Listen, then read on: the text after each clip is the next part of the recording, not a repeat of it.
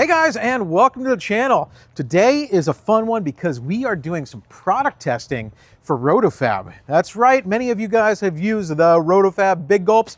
Well, now with any of your Roto-fabs, there's going to be a pre-filter, and we're testing the power levels that this thing can handle at high power levels. We're going to be using my ZL1, which makes over 1,000 rear wheel horsepower. We're going to dyno it, put this pre-filter on, and dyno it again after a significant cool down.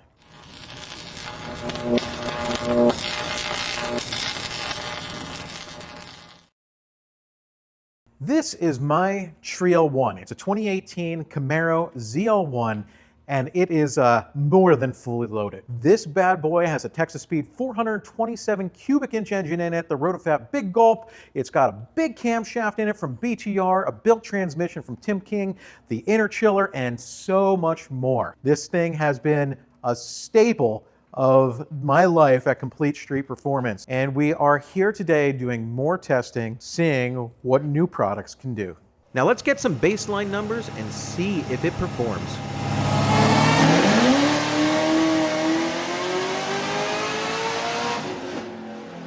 So what we have here is 1,033 rear wheel horsepower and 959 foot-pounds of torque. Don't worry about the torque too much, but what we're going to be doing is seeing how the horsepower lines up and if it starts choking in the top end, or at all, at full tilt. And then we might test again at lower power levels just to see where the filter actually is a restriction or not, if there's one at this power level. Okay, so now is the time. Opening this bad boy up, it says Rotofab right on it. It's a filter condom. That's what it is. It's probably not going to prevent babies if you try to use it, but I mean, it's the right size.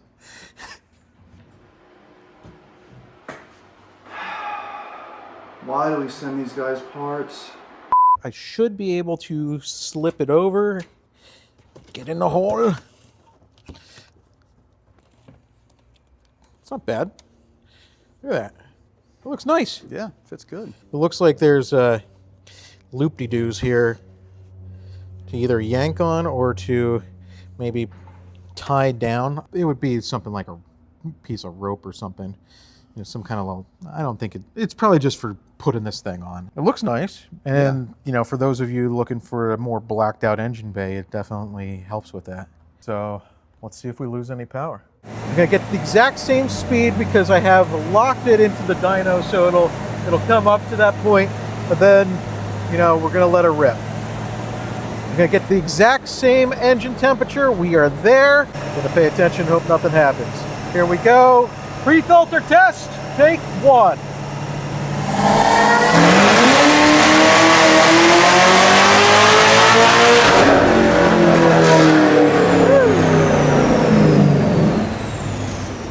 Okay, so those are some surprising results because what we have here, it's roughly the same power.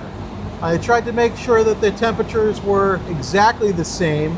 Let me just change the power to uncorrect it. Let's see how that compares. It's 133, 139, so there was a gain power-wise. I think that that's just the variance of the car. The car's, you know, not ever going to be perfectly consistent, but I gotta be honest, that's surprising. I don't think we need to test like on a lower power level, because if it's making the same power at this power level, it's making the same power at a lower power level too. It's not like lower power level suddenly going to be like, hey, you've gained 50 horsepower now. But yeah, so this pre-filter did really, really well. Yeah, I'm surprised. I'm going to leave it on. Might as well, man. That's very surprising. You did well. I ramped the power in too fast on both of the runs. Like, you can see how they spun and then caught, and that's why the dyno graph looked kind of weird down low. Yeah. But I was expecting to lose like 20 or 30 horsepower at this power level. That's surprising. Yeah. So originally my plan was to start at high boost, the 1,000 plus rear wheel horsepower, and then start whittling the power down. Like, because I have smooth boost on this and I can control the boost level and go from 1,000 some horsepower down to like 600 horsepower, which is really cool.